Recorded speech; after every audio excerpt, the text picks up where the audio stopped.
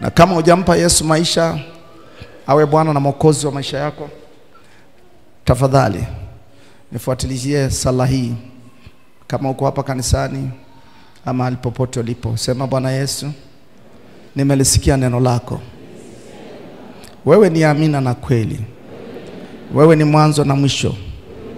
Kabla sijakuweko, wewe ulikuweko.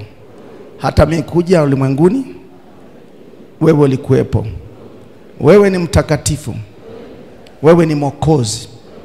Ninaomba sasa unisamehe dhambi zangu, nazozijua na nisizozijua.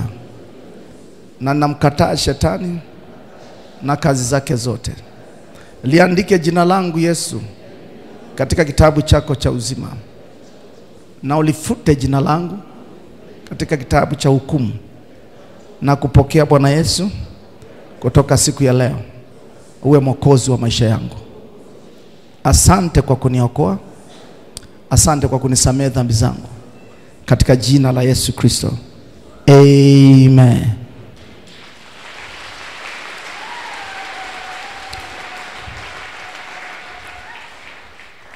Tayari umeokoka? Kama uko hapa kanisani na mahali popote ulipo karibu Arusha hii, tunakukaribisha. Lakini kama unatoka mbali, tafuta kanisa lolote ambalo linahubiri juu ya wokovu na kwamba Mungu yuko pamoja na wao.